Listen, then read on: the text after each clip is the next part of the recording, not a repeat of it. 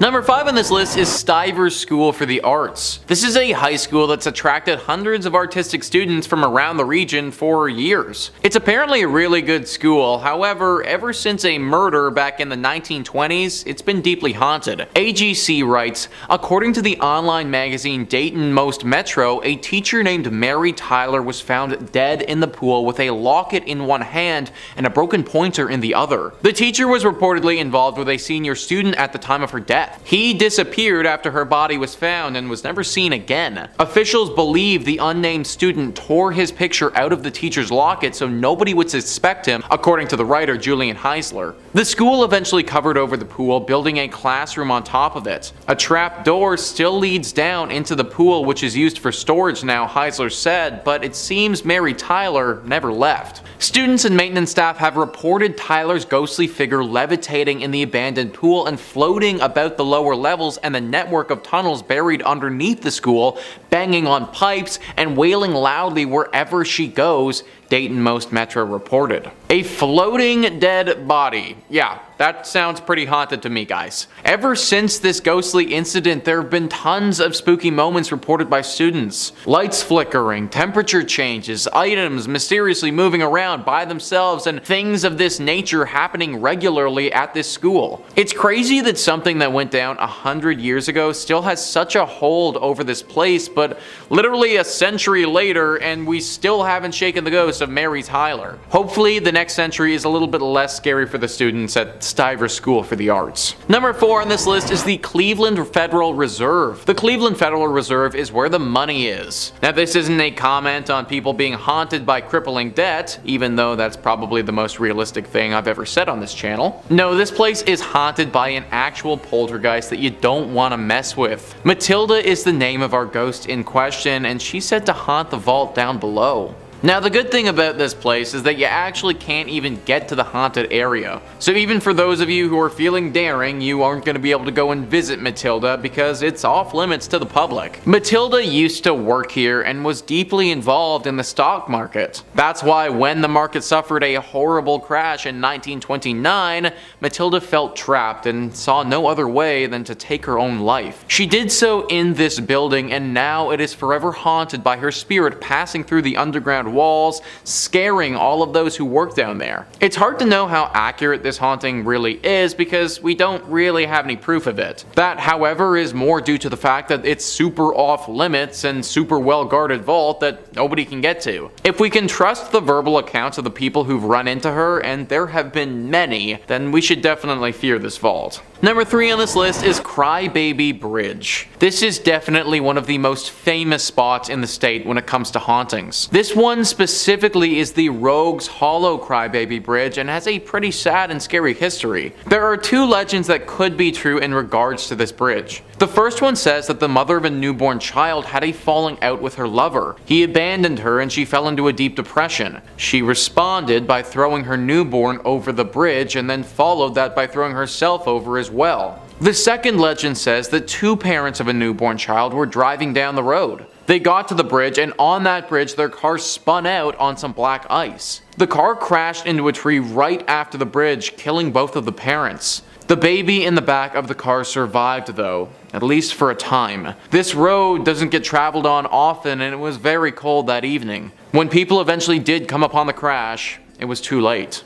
Ever since this incident happened, this bridge has been rightfully avoided by the locals. The horrible sound of a baby crying can be heard echoing throughout the river that it passes over. They say that standing on this bridge for too long, it's not good for your brain or your mental state. That your sanity will slowly slip away from you, and any happiness and good feelings that you may have had will be sucked away down that river for good. Not a bridge that you should want to go down at all, so avoid it altogether. Number 2 on this list is Squire's Castle. So calling this place a castle is a bit of a stretch, because the castle was never actually built. News 5 Cleveland says, located in the North Chagrin Reservation of the Cleveland Metro Parks, this castle is a reflection of the builder Fergus B. Squires, who was a founding member of the Standard Oil Company. The actual castle was never built, so what it's it's standing on today was the shell of the gatekeeper's house for the estate. Legend has it that Fergus's wife, Rebecca, was very much a city girl who wanted nothing to do with nature. Stories say Rebecca was walking up the stone stairs when she became startled by something outside her window. In a panicked state, she dropped her lantern and tumbled to her death down the cold stone staircase. Ever since this tragedy happened, Rebecca's ghost has never left, haunting all of those who visit or stay at the estate and bemoaning her unfortunate fate. The thing is that she isn't the thing that most people are scared of. It's whatever the thing was that frightened Rebecca so much that she fell to her death. Rumor has it that there could be a werewolf-like beast roaming the estate. Dark red eyes have been seen in the night at afar, and the howls of some wolf-like creature have also been reported. Is it possible that Rebecca saw this werewolf so many years ago and that's what frightened her? Maybe she isn't trying to haunt the place at all, but actually trying to scare people away from this place so the same fate doesn't happen to them. Either way, I don't recommend going.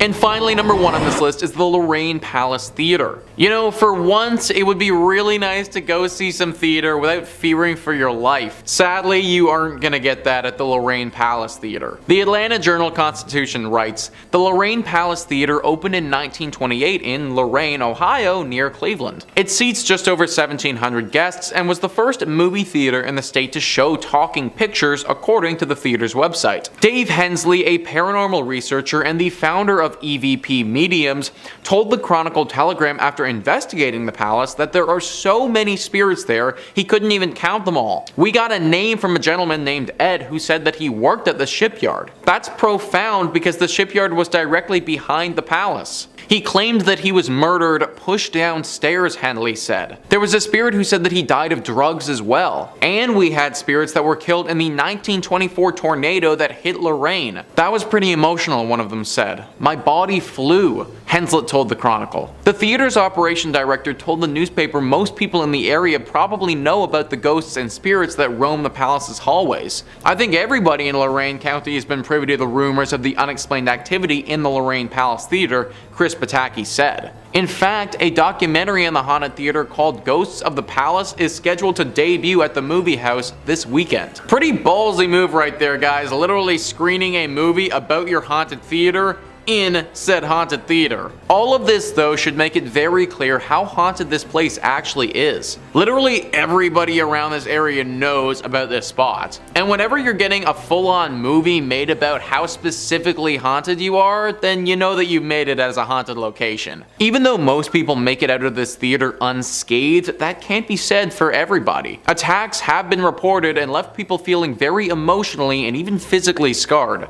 Netflix is a thing for a reason now, guys. Let's use it. Number 5 on this list is Cleveland Gray's Armory Museum. This building was constructed in 1893 for the Cleveland Grays, who were a volunteer private military company. The group helped law enforcement and dealt with other criminal ongoings that attacked the city's streets. They continued helping out the military for as long as the government would allow them to, but after World War I were no longer allowed to enter as a private group. However, they obviously had a lot of weapons and things of that nature that nobody would be using anymore. So today, they're now stands the Cleveland Grays Armory Museum. These guns and cannons don't stand alone though, as there are ghosts living among these walls as well. Disembodied voices and things moving when they're not supposed to are all very common occurrences at the Cleveland Grays Armory Museum. The legend actually became so famous that this place was featured on Ghost Hunters, where they investigated the building and determined that this place is in fact haunted. However, luckily for us, and a reason why you still might be able to go to this place, is that the ghosts are supposedly out there for a good time. These professionals determine that the ghosts are not fueled by anger, but just chilling out in the museum and living their best ghostly lives. Still though, there are many apparitions of military men who will appear, as well as ghostly footsteps and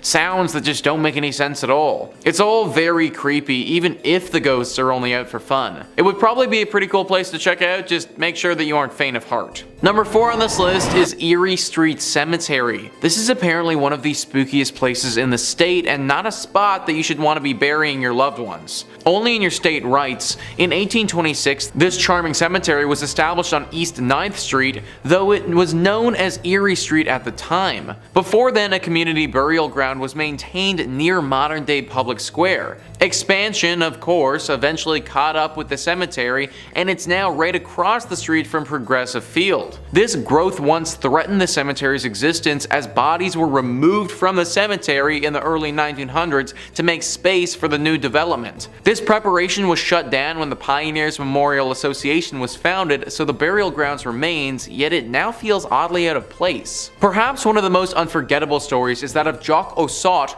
also known as Walking Bear. Jock Ossaut was the proud chief of the Meskwaki, a tribe that existed in Iowa. Following the conclusion of the Black Hawk War, Jock Ossaut came out east to hunt. He made the acquaintance of Dan Marble and joined his theater troupe, traveled to England, and even came into the favor of Queen Victoria. However, he fell ill and parted ways with the troupe. Legend maintains that Jock Ossaut was making his way home to his ancestral lands, anticipating his demise, but that he passed in Cleveland before he reached his intended destination. As a result, local myth maintains Jock Ossaut remains eternally restless. His local friends like Dr. Horace Ackley arranged for his burial in Erie Street Cemetery. His dismay at being unable to return home caused him to crack his stone grave marker. This ghost has been spotted so many times and haunts those who pass by here. He's even said to haunt the Cleveland Guardians baseball park, which is just across the street from this cemetery. His ghost is forever restless and just wants to get home, but I'm not sure that he ever will though. Number 5. Union Graveyard. This specific cemetery is located near Stepney Road in Easton, Connecticut, and dates back to the 1700s. According to ghost hunters, it is one of the most haunted cemeteries in the entire United States. The most popular ghostie is the elusive White Lady, popularized partially thanks to Ed Warren having an obsession with her and possibly catching footage of her. Some believe she is Harriet Celely, whose young son passed shortly after being born, and Harriet herself passing soon after. Legend believes she may have died in hopes of finding her son and still wanders their final resting place searching them out. Others believe she is the ghost of a woman from the 1940s who killed her husband and later herself and is doomed to wander the graveyard. Her physical description is the one thing that remains consistent. She is a young woman wearing a white dress with dark hair. It seems as if she enjoys scaring the daylights out of the living, so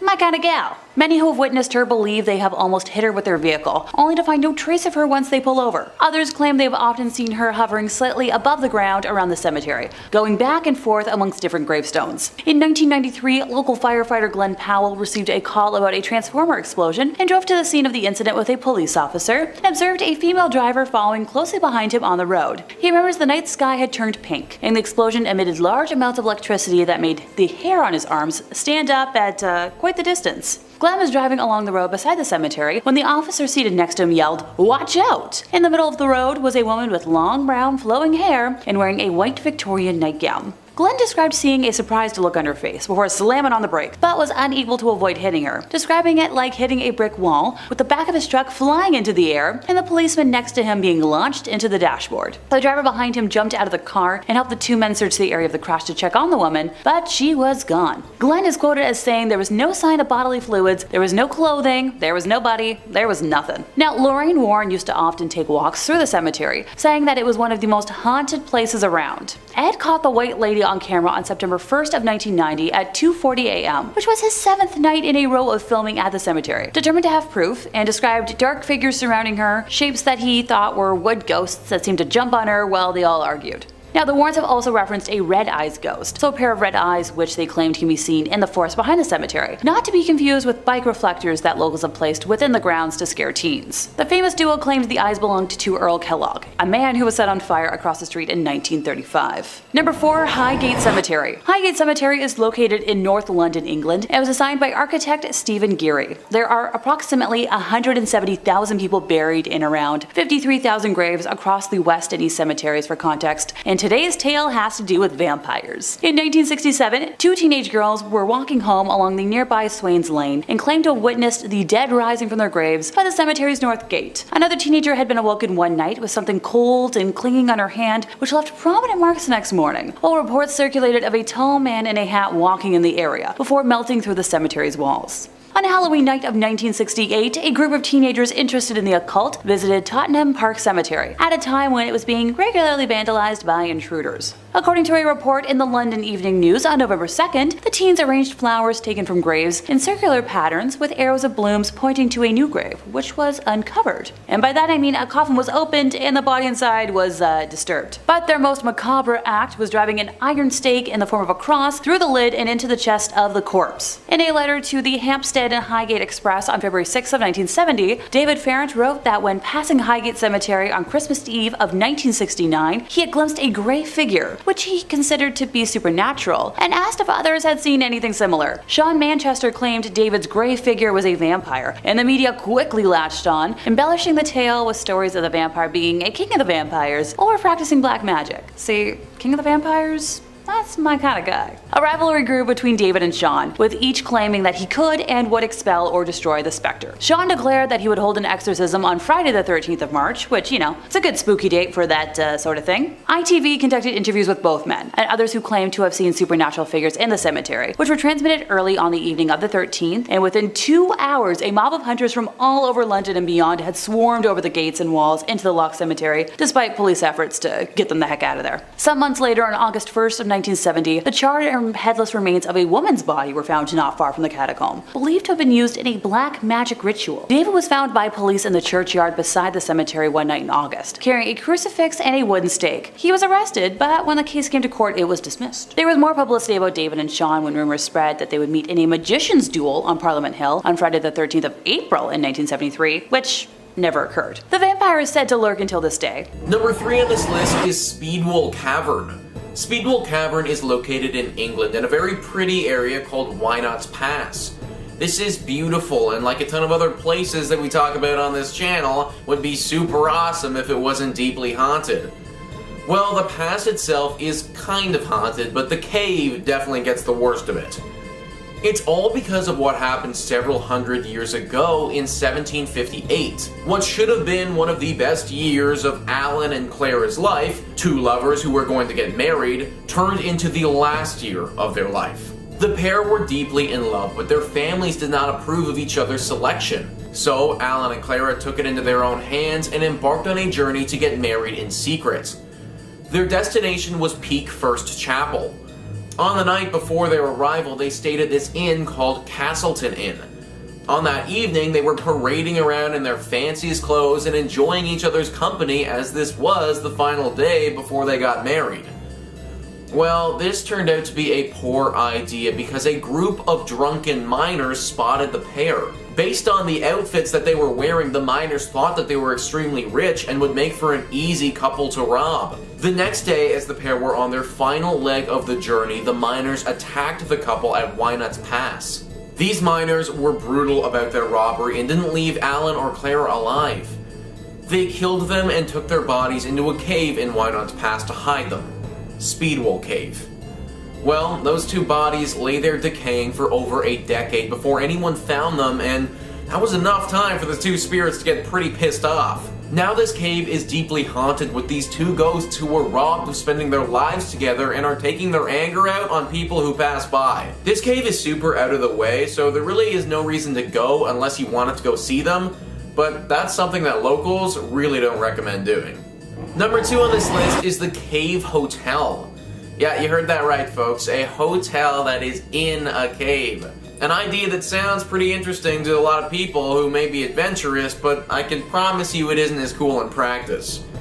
That's simply because of the haunting, though. The hotel itself is pretty sweet and would make for quite the experience if, of course, it didn't happen to be deeply haunted. Ranker writes, "It's no secret that the Grand Canyon's nooks and crannies have long been subject to haunting rumors.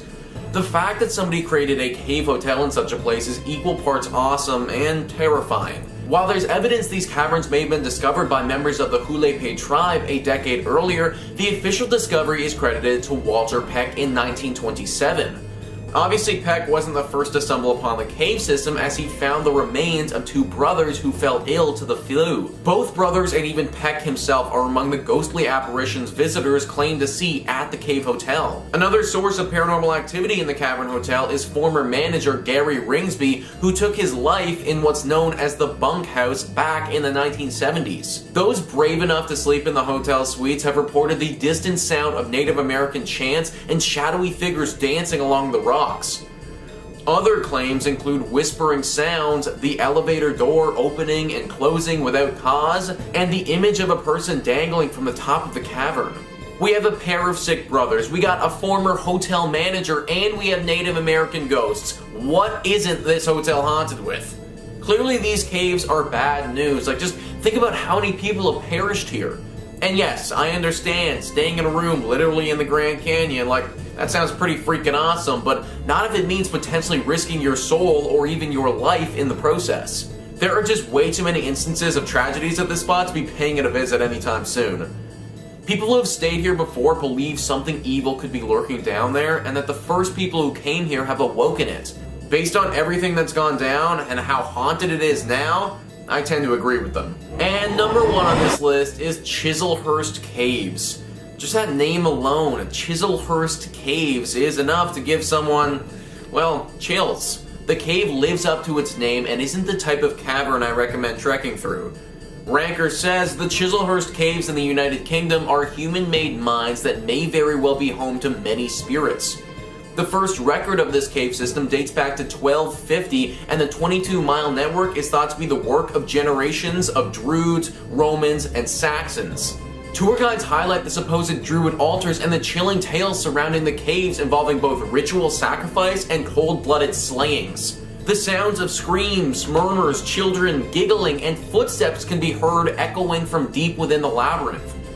It's not just ancient ghosts either. During the Blitz in World War II, over 5,000 Londoners took refuge in the caves at night. Naturally, modern locals report that those who lost their lives in the caves still haunt the tunnels. Ritual sacrifices and cold-blooded slayings? Yeah, that's a big no from this guy. In part 1, we talked about another English man-made cave called the Hellfire Caves, and it seems like they modeled that cave after this one. A deep and dark space where these people can perform horrible and gruesome procedures. Similarly to the Hellfire Caves, no one has any idea how many lives were lost down here.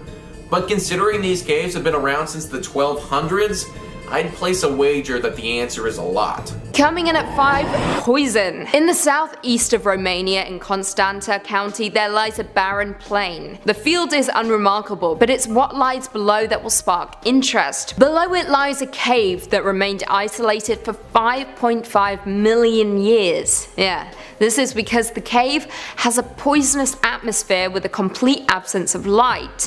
However, it is still crawling with life, with unique spiders, scorpions, woodlice, and centipedes calling it home. Now in 1986, workers in communist Romania were testing the ground to see if it was suitable for a power plant when they stumbled across the cave, specifically called the Moonville Cave.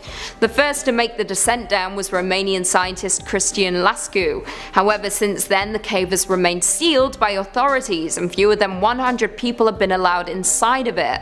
Now this is partially due to the descent down being extremely hazardous, requiring you to enter via a rope and then lowered down 20 meters through a narrow shaft dug into the ground. Inside the cave, the atmosphere is heavy with harmful gases, carbon dioxide, as well as the hydrogen sulfide from the water. More still, the air is low in oxygen and contains just 10% rather than the usual 20. Due to this, visitors can only stay down there for 5 to 6 hours before kidney failure begins. On top of this, it is completely dark, thus making exploring the cave incredibly dangerous, especially considering you are far from the surface. The entire experience is said to be terrifying, and that's even if you don't have a problem with creepy crawlies. Coming in at 4, Giant Pit. Ellison Cave is located in Walker County on Pigeon Mountain in the Appalachian Plateaus of northwest Georgia, and is the 12th deepest cave in the United States. But what makes this cave unique is its unobstructed pit, also named Fantastic Pit, which is 586 feet long, or almost as tall as Seattle's Space Needle and about twice the height of the Statue of Liberty. Yeah, let that sink in. Now on the opposite side of the Fantastic Pit is the Incredible Pit, with an unobstructed depth of 440 feet, Smoky 1 500 feet, Smoky 2 262 feet, and the Warm-Up Pit 125 feet. The result is a dark labyrinthian system with 7 different routes to the cave floor. Now in order to get to the largest pit, Fantastic, cavers must first ascend the Warm-Up Pit, and once at the top of Fantastic, there is a cramped space called the Attics, and from there cavers descend into the gigantic pit. This cave system is not for the faint-hearted, and it's recommended that you have extensive knowledge and experience of single rope technique climbing in wet conditions with heavy ropes. Now of course there have been fatalities in Ellison's cave. Since 2009 there have been 3, all the result of cavers becoming entangled and stuck on their ropes, after which they died from hypothermia. In at 3, alien skulls. In perhaps one of the weirdest stories to emerge out of Russia, sometime in 2017, a villager claimed to have found a Nazi briefcase full of alien skulls. Yeah. Alien skulls. The chest was allegedly found in a cave in a village that I can't pronounce, and bear the insignia of the Ananurbi, the Nazi archaeology project founded in 1935, which focused on finding evidence that the Aryan race had once ruled the entire globe. However, it soon branched into occultism, paranormal research, pseudoscience, and the study of UFOs. Russian historian Igor Ogory examined the skulls but could not say what species they came from or why the Nazis had them. According to the records, the jawbones from the skulls were missing, and they appeared somewhat similar to aliens. Now, deformed skulls have been found in Crimean tombs all over Russia, but those have been previously determined to have been artificially lengthened as a part of a Samaritan fighting culture over 2,000 years ago. Now, of course, the strange skulls found in the suitcase has led to speculation the Nazis could have made contact with aliens, or even summoned demons in the remote areas. Now, others have speculated that the discoveries may be part of some elaborate hoax, with suggestions that the facial features were hollowed out of large animals' pelvic bones. However, what you believe is up to you. There are some out there that truly believe the Nazis made contact with our friends from above. Not me though. Chris does. In at 2, Screaming Mummies. In 1997, Peru's largest undisturbed collection of preserved bodies were discovered south of the walled city of Quilap in the Laguna de los Candores area in a cave. Now the view was unbelievable, high above the shadows of the highlands in the northwestern Andes, over the dense Amazon jungle. In a craggy cave that emerges out of a lagoon, in the darkness of each mausoleum lies a mummy in a seated position, some even screaming, as though each one of them is waiting for something to come or someone to find them. Now the lagoon is located on a remote strip of land in northern Peru and is one of the country's most important Inca sites. Since their discovery, most of the preserved corpses have been relocated to a nearby museum. However, thousands still wait silently in 17 other mausoleums hidden in the jungle mountains. You would assume these mausoleums have become quite the tourist attraction, however that is not the case. Only 150 hikers trek this spot each year, but it's likely that more tourists will come with the construction of Peru's first cable car to the nearby archaeological site. Number 3, Hollywood Forever. The Hollywood Forever Cemetery is one of the oldest in the state of California and is located on Santa Monica Boulevard. Many famous individuals are buried in the cemetery, such as Rudolph Valentino, Mickey Rooney, Anton Yelchin, and Judy Garland. First used in 1899, it features well over 50 acres of land for families and visitors. There are still thousands of spaces available and new mausoleums being completed, but it's time to talk about the ghosties. It should also be noted that Paramount Studios is located near the cemetery, and it is said to be one of the most haunted movie studios of all time. So let me know if y'all want me to ever elaborate on that. I'll start with the obvious, and I think the most dedicated fan ever, the Woman in Black. Also yes, my bias for unknown ghostly ladies, known only by their outfits, is coming into play. This is why I choose to always dress up, because I'd personally hate for my last outfit to be my raggedy PJs. What do you think? Would this be a good final resting outfit? If not, I'm open to suggestions. Rudolph had passed away at the age of 31 in 1926 after surgery from an ulcer, and over 100,000 people gathered outside the funeral home. Fun fact, there were rumors that a wax replica was used to protect the body at the service. He was quite the popular heartthrob at the time. Heck, I'm racking my brain for like a modern day equivalent, and I'm failing. Just imagine your celebrity crush, but everyone also liked that same crush to a crazy level. It wasn't until after he had been laid to rest that the Woman in Black began to appear, and mainly she likes to come out on the anniversary of his death, dressed from head to toe in black, including a veil. She would leave roses on the grave and was originally thought to be Pola Negri, the woman he was engaged to during the time of his death, but nope. Many women have come forward claiming they are the Woman in Black. However, none of these claims have turned out to be true. Alrighty, ghostie number 2, Miss Virginia Rappy. On Labor Day in 1921, Virginia had attended a party for Mr. Roscoe Arbuckle at the St. Francis Hotel, which was held to celebrate acquiring a very large contract. Sadly, at that very party, Virginia had become sick and mysteriously passed a few days later at only 26 years old. Now, many claims were made surrounding her death, including the possibility of Arbuckle taking sexual advantage of her, a claim that was later proven false but sadly had negatively affected his career. No one knows exactly what happened to her on that fateful Labor Day. Around the site of Virginia's grave, folks have reported the temperature dropping to an icy cold climate, and have also heard what appears to be sobbing. Many believe that she is still dealing with this traumatic event, with many visitors clearly seeing her weeping on the edge of water that is located on the grounds. I'm sure there are plenty of other ghosties, so let me know if anyone knows of any that I might have forgotten. Number 2, Resurrection Cemetery. Located in Chicago, this cemetery is the home of a very well-known ghostie, Resurrection Mary, who is also commonly referred to as Bloody Mary. Blame the interwebs for the spelling out. Has different origins, depending on who's telling the story, but the most shared narratives put her untimely death sometime in the late 1920s to early 1930s, when she was either a victim of a fatal car crash on the way to a night of dancing, or the unfortunate victim of a hit-and-run accident while she was walking home in the rain. Most documented reports of Mary describe her as a young, fashionable blonde woman, no older than mid-20s, wearing a white ball gown, accessories, and a hairstyle to match. The first person who claimed to encounter Resurrection Mary was a man named Jerry Pallas. In 1939, Jerry was at a popular dance hall when he was love-struck by a young blonde woman. He approached her and the two hit it off and spent the night dancing away, even sharing a scandalous kiss. According to Jerry, her hands were as cold as ice, but he had a warm heart that made up for it. So, eventually, closing time came around and Jerry offered the woman a ride home, and she asked to be taken down Archer Avenue.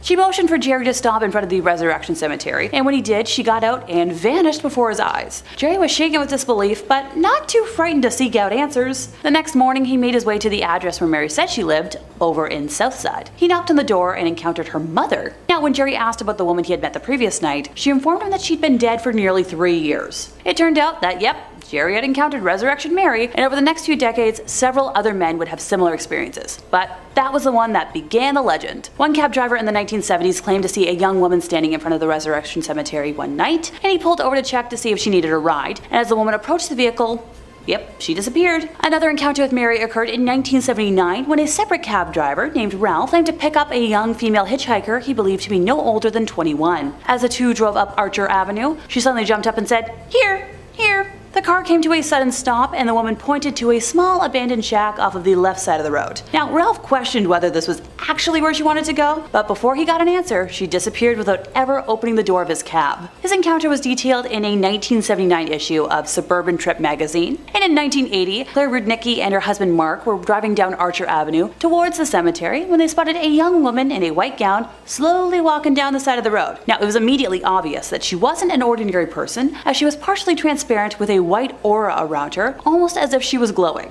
Shocked, the couple wondered if they had just seen a ghost, and when they once again reached the spot where Mary was walking, you guessed it, she was gone. Mary is supposedly buried at this cemetery in Justice, Illinois, about a 30-minute drive southwest of Chicago, and it gives her stomping grounds as well as her iconic name. She likes to stick to that particular stretch of road on Archer Avenue, between the cemetery and what was once the O. Henry Ballroom in Willow Springs. Over the years, several researchers have tried to determine the exact identity of Mary, but no one knows. Due to the number of sightings and the credibility of those who claim to see her, Resurrection Mary is said to be one of Chicago's most famous ghosts. Number 1. Stull Cemetery. Stull Cemetery and the abandoned church that rests next to it is located in the tiny, nearly forgotten Kansas town of Stull. Oh, and it's believed to be one of the 7 portals to hell. Though counted among the most haunted cemeteries in the world, Stull Cemetery has gained a haunted reputation due to a legend that involves Satan. The legends say that these stories have been linked to Stull for more than 100 years, but none of them made it into print until the 1970s. Specifically, in November of 1974, an article appeared in the University of Kansas student newspaper that spoke of a number of strange occurrences in the Stull churchyard. According to the article, Stull was haunted by legends of diabolical, supernatural happenings, and the legends claimed that the cemetery was one of the 2 places on Earth where the devil appears in person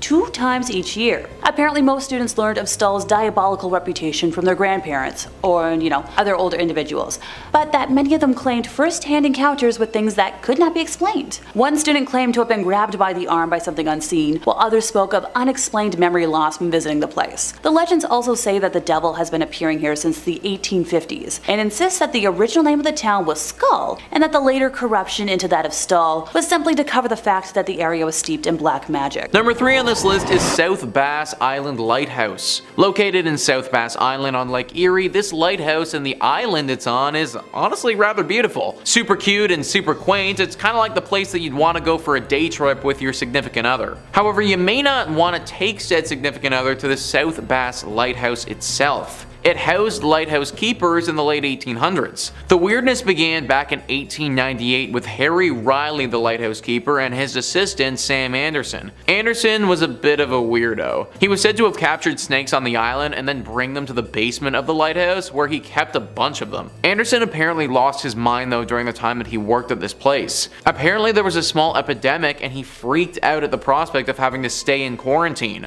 Triggering a little bit? It's thought that he took his own life by jumping off of the cliff portion of the island. Then later on, the lighthouse keeper Harry was found hopelessly mad running around the island like a lunatic. It was the two stories of these men that launched the legends of a haunting at this lighthouse. People are very scared of the lighthouse as they believe it to be haunted with some sort of demon that will make you go insane. A lovely and quaint little spot, but one that if you spend too much time at will literally have you lose your mind. Not to mention the ghosts of these two men have been spotted from time to time running around frantically, looking as if all their wits are totally gone. Number 2 on this list is Edwin Shaw Hospital. Edwin Shaw Hospital has truly seen it all, and it's no wonder that it's deeply haunted today. It initially opened in 1915 as a hospital specifically for tuberculosis. Then a few years later, a side wing opened up to care for pediatric patients. Needless to say, during these periods there was a lot of death that took place. Then in 1947, things changed drastically and became a place for abandoned children,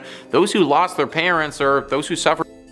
For the next few years of this place's operation, there were a decent amount of scandals that took place. Tons of reports of mistreatment of these children, with some patients even taking their own lives during this time. Eventually this became a psychiatric hospital as well, and as you can probably imagine, it saw its fair share of human rights violations and scary things. Now, this place is no more, it's completely demolished, but the area is still deeply haunted.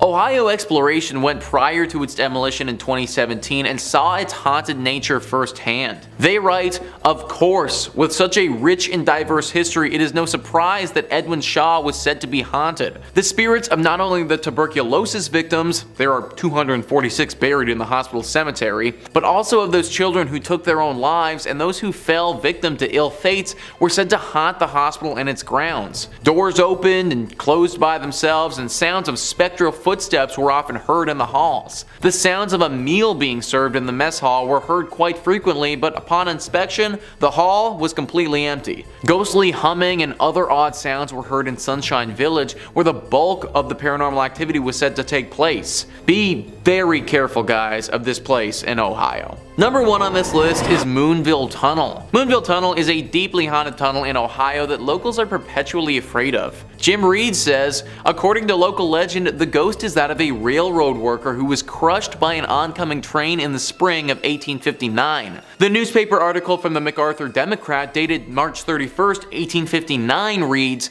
"A brakesman was fatally injured when the wheels passing over and grinding to a shapeless mass the greater part of one of his legs." Talk about graphic. Most who claim to have sighted the ghost in Moonville Tunnel say that he carries a lantern and is sometimes seen as a hovering orb of light. At least 4 other people were reported to have been killed at Moonville Tunnel as well, although the details, they kind of vary. Some legends claim that Moonville was struck by a plague and quarantine, and that the ghosts are of those killed by the epidemic. Others state that the ghost is that of a pregnant woman struck by a train, and still others claim that it was an 8-foot tall man who was struck. However, none of these legends are quite as popular as the initial one. This tunnel appears on tons of the most haunted Ohio lists, and it even has a pretty massive section on Wikipedia dedicated to how haunted it is.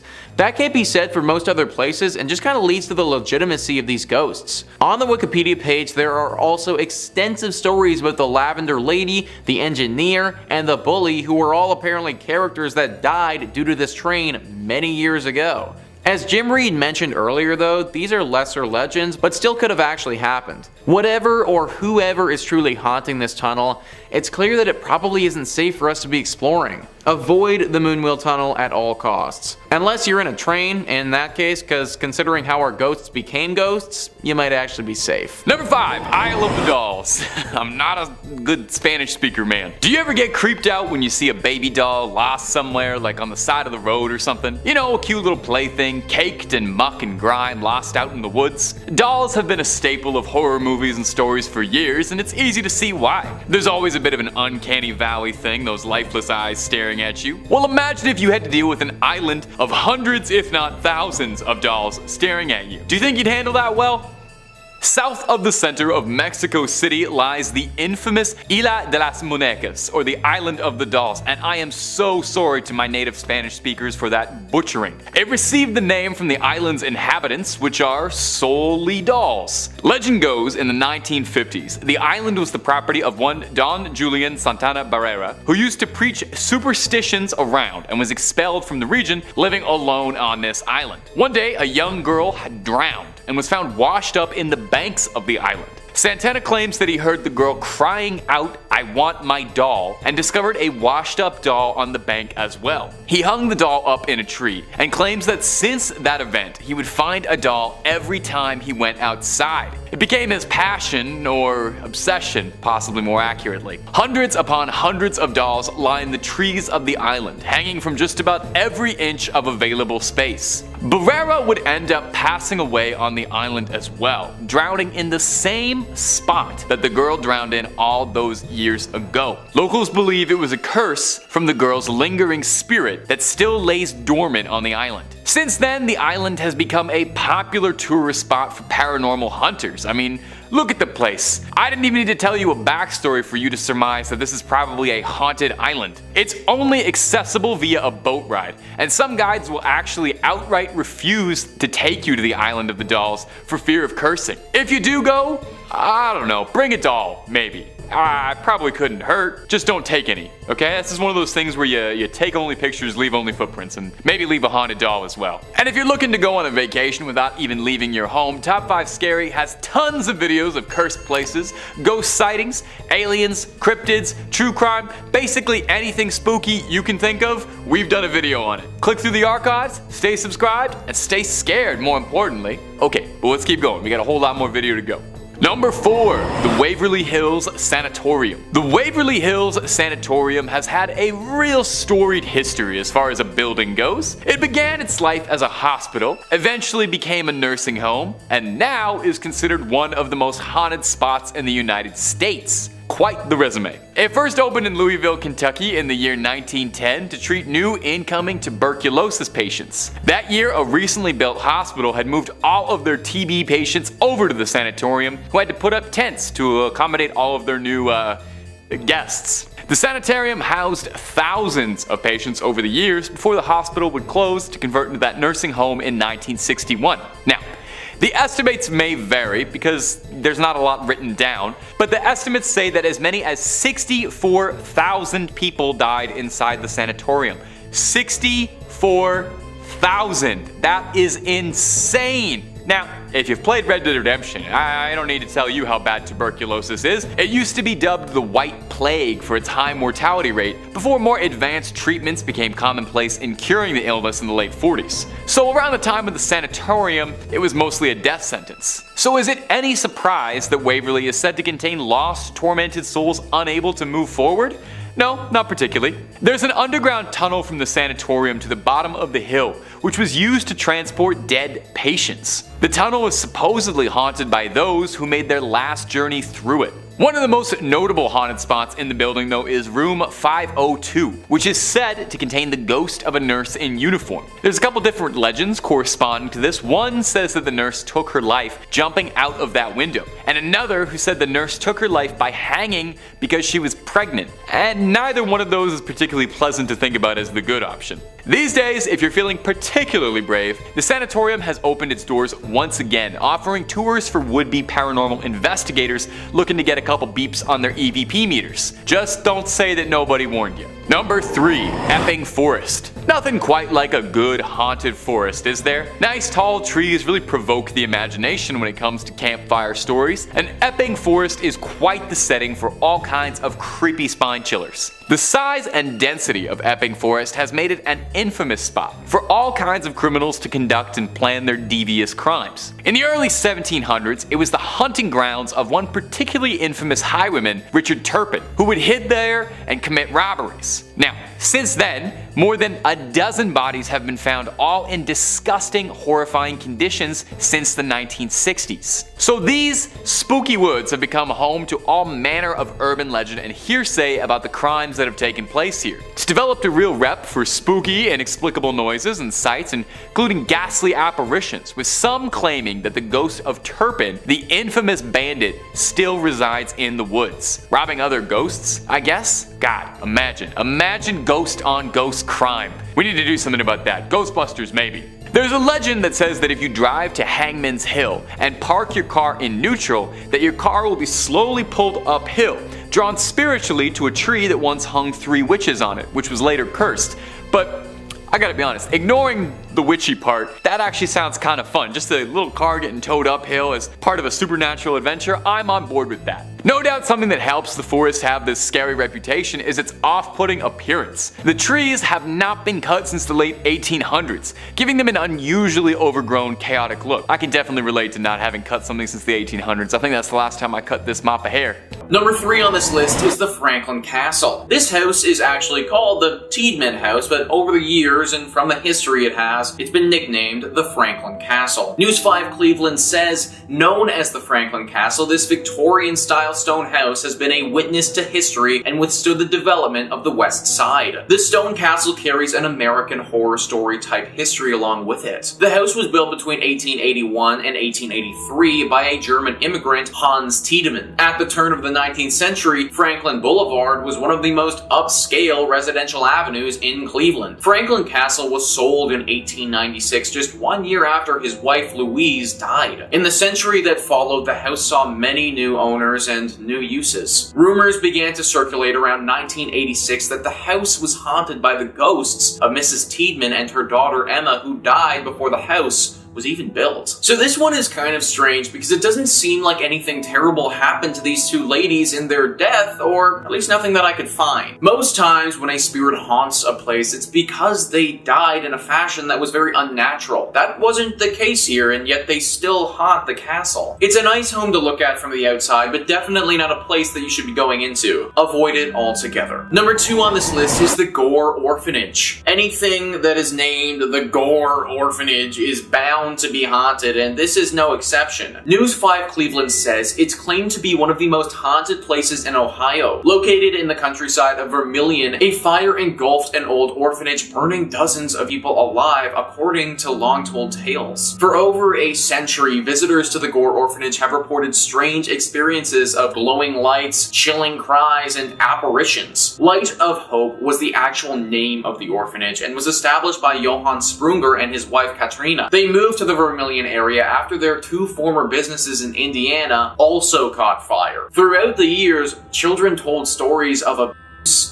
neglect, and slave labor conditions. In 1909, an investigation was conducted, but because the state had no laws or regulations pertaining to orphanages, nothing could formally be done to prosecute the couple. While there's no proof that any deaths actually did occur, there's still little doubt about its reputation for being one of the most haunted areas in Ohio. So not only did this place suffer a horrible tragedy where several people passed away during a massive blaze, but prior to that even happening, there seemed to be so many human rights violations going on. I have no idea how back in the day the state wouldn't have had any laws pertaining to orphanages, but it just shows how back then these operations and children were so neglected. Because of all this tragedy and just general sadness, we have what stands today, a horribly haunted, abandoned old orphanage. Now this is on the list of places not to go, and that's because it is actually very dangerous to do so. The ghosts here are upset, and interacting with them will be a huge strain on your mind. However, if you are feeling strong enough, then I actually do encourage you to go. The only way these spirits will finally find peace is if they finally get the attention from the public that they deserve, something that clearly this place didn't get while it was in operation. And finally, number 1 on this list is the Ohio State Reformatory. This is one of the most famous spots in all of Ohio. It got the public's attention when it was used as the filming location for the famous movie Shawshank Redemption. It also got the public's attention, though, when it was claimed to be one of the most haunted spots in the entire state. The Atlanta Journal-Constitution says workers laid the cornerstone on what was known as the intermediate prison between the Boys Industrial School in Lancaster and the Ohio State Penitentiary in Columbus for nonviolent offenders on November 4th, 1886, according to the Mansfield News Journal. The building was used as an operational prison for 94 years until 1981, and during that time, there was a good deal of violence, death, and disease. It's not surprising in the least to find out that this place is haunted. Visitors have reported seeing shadows, hearing strange noises and conversations, and experiencing feelings of anger, dread, and sadness. In 1948, the Reformatory's farm boss, his wife, and his daughter were kidnapped and killed by 2 enraged parolees outside the prison's walls. But the building itself is believed to be haunted by the ghosts of Arthur Lewis Glattack, the superintendent at the prison from 1935 until 1959, and his wife, Helen. The warden's wife died from an accidental shooting, and several years later, the warden died from a heart attack, according to the Preservation Society. The couple's disembodied voices have been heard in the prison's old superintendent's office. A boy is also believed to haunt the basement, where he was reportedly beaten to death, according to the website Mysterious Heartland. So, yeah, I think it's pretty clear by all of this that this place is not the sort of spot you want to be visiting anytime soon. The amount of violence that this location would have seen is just truly abhorrent, and I'm actually surprised that they were able to get through the entire filming of the Shawshank Redemption without some serious ghostly interventions. Maybe it's because they had Morgan Freeman in the movie, and, well,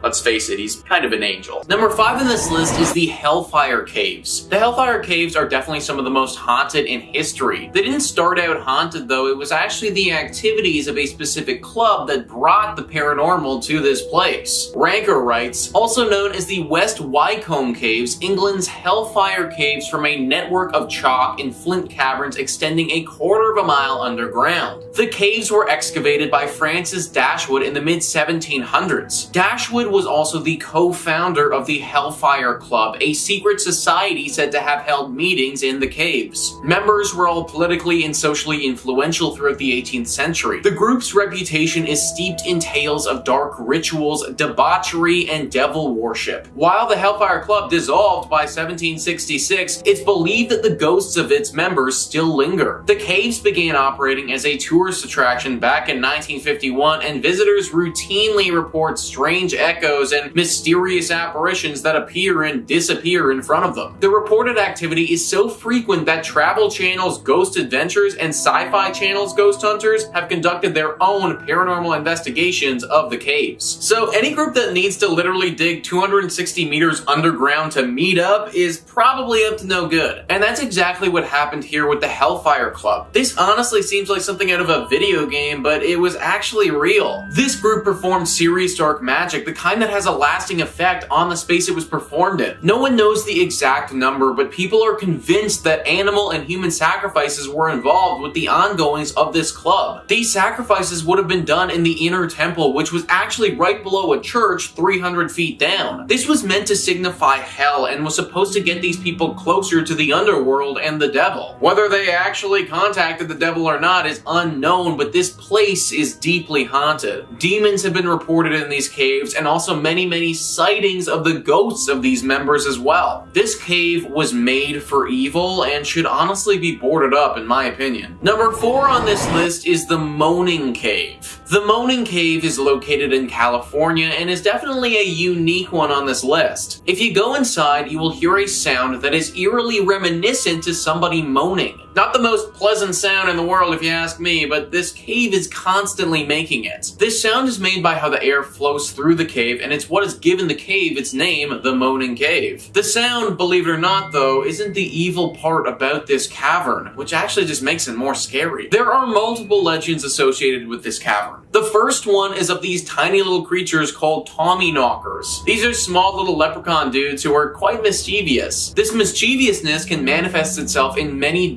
it. This mischievousness can manifest itself in very dangerous ways though, because it's said that these tiny little buggers will literally cause cave-ins and kill people. It's also believed that these creatures originated from the dead souls of those passed. If these killer leprechauns weren't enough, then there's also supposedly the ghosts of some very angry gold miners who died here, and a ghost of a saber-toothed tiger named Chip. This tiger is hungry, and you are sadly going to be on the menu. Number 3 on this list is the Mammoth Cave. There are no ghosts of mammoths in here, so you don't need to worry about that. The name is actually in reference to the incredible size of this cave. Ranker writes, horror author H.P. Lovecraft's story, The Beast in the Cave, was inspired by this famously creepy Kentucky cave system. Mammoth Cave is as massive as its namesake implies. In fact, it may well be the largest haunted cave in the United States with about 400 miles of explored area. Much of the cave's expanse remains unseen, however, evidence suggests prehistoric people began mining the cave as far back as 4,000 years ago and eventually used it to bury their dead. This went on for about 2,000 years before they abruptly abandoned the cave. Whatever caused them to flee remains unknown, but it might have something to do with the plethora of ghost sightings that have occurred over subsequent years. After the War of 1812, the caves were sold off to a mine salt pepper, and enslaved people were sent to work and die in the caves. Apparitions of deceased enslaved people are often reported. In 1939, a cave section was converted into a makeshift tuberculosis village by a doctor who believed the purity of the cave's air would fight infection and purify patients' lungs. Many perished inside Mammoth Cave and are believed to still haunt it to this very day. Tons of you guys are fans of Lovecraft's work, and anything that inspired a dude as scary as that has gotta be pretty terrifying to begin with. This cave's history is just too extensive to not be haunted. So many people have died here just through labor and accidents, and their ghosts are still lingering here. Also, from what I've read, the overall size of this place is just so intimidating as well. You can actually take tours of this cave if you like, which are run by the National Park Service, but there's definitely some evil lurking down here, and after everything that's gone down, I kind of recommend staying on the surface for this one. Number 2 on this list is the Bell Witch Cave. I think you guys can guess where we're going with this evil cavern. Ranker writes, according to the legend of the Bell Witch, in 1804, a farmer named John Bell moved his wife and kids to a farm along the Red River in northern Robertson County. The property also included a cave which became known as the Bell Witch Cave, believed to be haunted by the spirit of a witch named Kate Batts, who felt that she had been cheated by the Bells in the land purchase. Strange animal sightings began in the summer of 1817. Late at night, the family would hear strange noises such as knocking on the door and all along the walls outside the house. At one point, the noises made their way inside the home and also included gnawing, choking, and dragging sounds. Vicious incidents by an unseen force plagued Betsy, the youngest Bell daughter, who suffered scratches, hair pulling, and physical beatings. John himself was prone to choking fits and illnesses until he finally passed in 1820. Once John passed and Betsy called off her engagement, the witch apparently felt her vengeful work was done and returned home to the cave for years. She returned to the home in 1828, allegedly speaking to John Bell Jr. and promising to return 107 years later. Considering all the paranormal activity locals reported near the witch cave and even throughout the town in the interim, many believe that she never left. Locals think that heading into this cave will always run the risk of getting cursed by the evil witch in some capacity. It doesn't happen to everybody who visits, but some people who have gone in have reported horrible luck afterwards. This legend has all the makings of a great Scooby-Doo novel, honestly. Haunted cave by an ancient witch, horrible luck, and potential tragedy to those who go inside. Scooby-Doo legend or not though, I still want absolutely no part of it. And finally, number 1 on this list is the Cave of Sibyl. The Cave of Sibyl is part of an ancient legend dating back all the way to the ancient Greeks. It's located by Naples, but back in the day, it was close to a Greek town called Cumae. These caves have hundreds of entrances to them and are extremely intricate. They would honestly be super cool to explore if you weren't risking life and limb in the process. The year is 19 BC, and famous writer Virgil put in his book, the Aeneid, the The gates of hell are open night and day, smooth the descent and easy is the way, but to return and view the cheerful skies, in this the task and mighty labor lies. The gates of hell. That's what he writes in this story, and that's what these caves are thought to be. Literally where somebody can go into these caves and never come out because they've accidentally stumbled into hell. And that sort of thing happened many times back in the day. People would wander into these caverns looking to explore and bam, gone forever because now they're chilling with the devil in the underworld. Obviously, because of this, there is so much evil overflowing out of this place. Any spot that has the actual doors of hell is not the type of place that I want to be around. Who knows how many demons or ghouls could be roaming around these rocky walls? Unless you're trying to meet up with some demons, I'd say stay away from this cave at all costs. Number 5 in this list is the Wabasha Street Caves. The story behind these caves is honestly super interesting. Truly sounds like something right out of a movie. These caves are located in St. Paul, Minnesota, and are along the Mississippi River. They were man-made and aren't too deep underground. They were initially used as a mine for silica, however their purpose changed as the years went on. After the mining stopped, they actually got converted into a speakeasy during the Prohibition. What better place to hide away and drink than underground? Alcohol was run through this cave, and it was a hotspot for illegal activity. So you could make the argument that we actually brought the evil to this cave by doing that. Either way, it gets a lot worse. In the 1930s, as this place was still being run by the Mafia, 3 gangsters were gunned down here in cold blood. It's believed that it was a hit from a rival group. That rival group probably didn't know that this hit would haunt this place forever. Those 3 gangsters who were killed have never truly left this place. Their ghosts are still seen all the time. These are not friendly ghosts either, folks. These are high-ranking mafia bosses who are pissed off that they got killed. They don't like being disturbed at all and make it very known. It's believed that they are confined to this cave until a descendant from their murderer comes into the cave so they can finally exact their revenge and find peace. You already don't want to be visiting this cave because of these guys, but I can't even imagine how bad things would actually be if you were unlucky enough to be that one descendant that they take revenge on. Number 4 on this list is Robber's Cave. Now I'll be honest guys, I don't really know why this cave is called Robber's Cave because there's no history of robbers or theft in this spot. What there is history of is some ancient Native American rituals.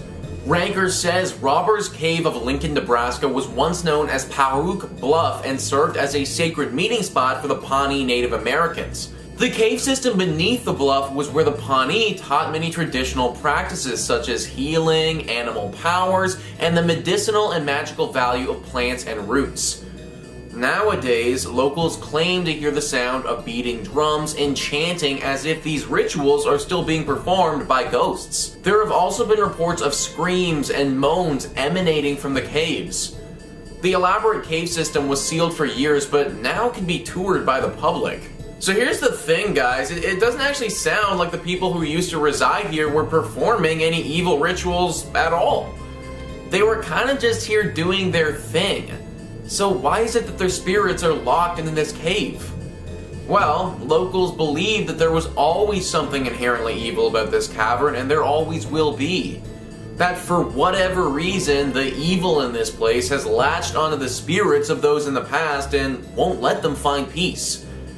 If this is the case, then it seems like just bad luck of the draw to happen to pick this cave. The people previously had no warning and didn't know, but I'm telling you all right now, this is not the cave you want to spend time in. Number 5 on this list is the House of Wills, a historic mansion with a deep history and an even deeper haunting. The Atlanta Journal-Constitution says it was built in 1898 by the Germania Tavernian Social Club, according to the website of the current owner, Cleveland artist Eric Freeman. By 1912, it was turned into the hospital for immigrants, and by 1920, it housed the Cleveland Hebrew Institute until 1938. Prominent African-American entrepreneur and businessman John Walker Wills bought the property in 1942 to use as the location for his second funeral parlor. Wills died in the home in 1971 and his family sold it in 2005. The home fell into disrepair until Freeman bought it in 2010 and started the challenging work of restoring and renovating the property. Freeman said on his website that Wills is believed to be one of the many ghosts that haunt the house, and on his Facebook page he posted a scary electronic voice phenomena, or EVP, recording from the house of what sounds like dozens of spirits from beyond trying to be heard by the living. There have actually been some famous paranormal investigators that have looked into this mansion before, and they all came to the same conclusion.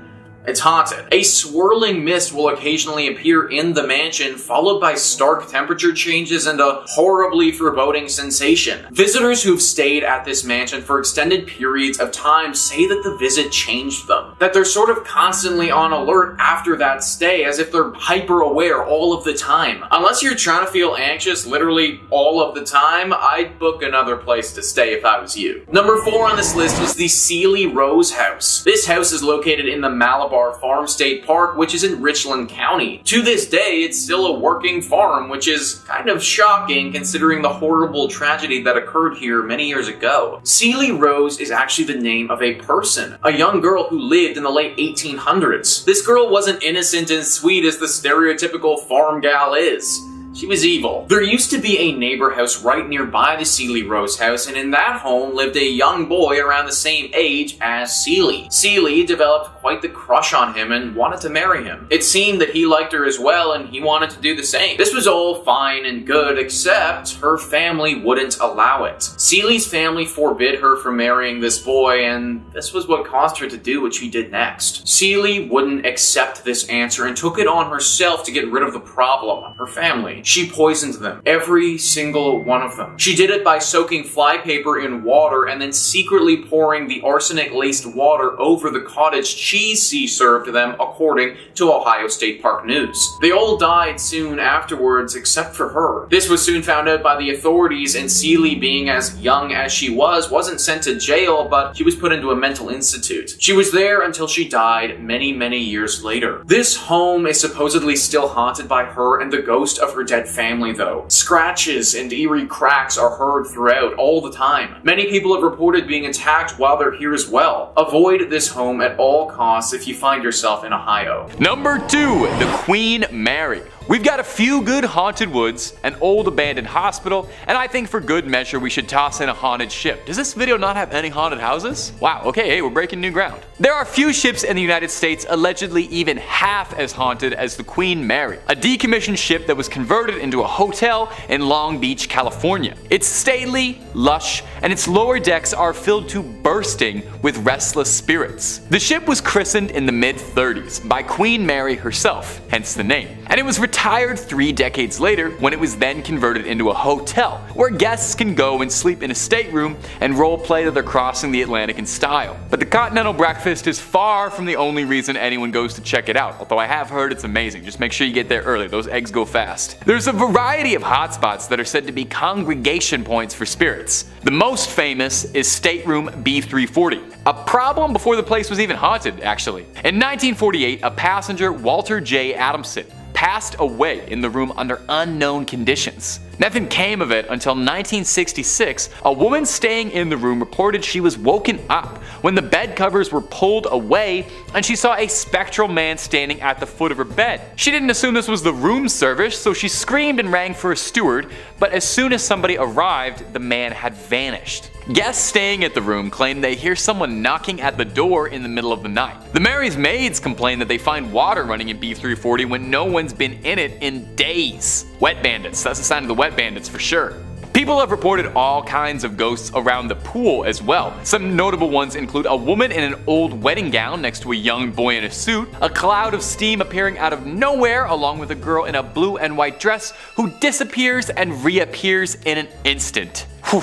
I'll stay on the land, I think, where all the land ghosts are. At least I know what those ones are. I trust them. And number 1, the Maul Dyer Rock. Do you believe in witches? For the residents of Leonardtown, Maryland, their town's history has been plagued by rumors and accusations surrounding one infamous resident, Maul Dyer, the Witch of Leonardtown. In the early 17th century, illness was ravaging this small community, taking a harsh toll on crops and wildlife, and the difficulty of the winter had crushed most residents' hopes of surviving the season. The town was deeply religious, and the harsh season led the townsfolk to believe a witch was to be blamed instead of just like poles and seasons and stuff, but they didn't really have a lot of books, so witches made a lot more sense. The church had determined that one resident in particular, Maul Dyer, an old widow who lived alone on the edge of town, was the witch who was tormenting the villagers.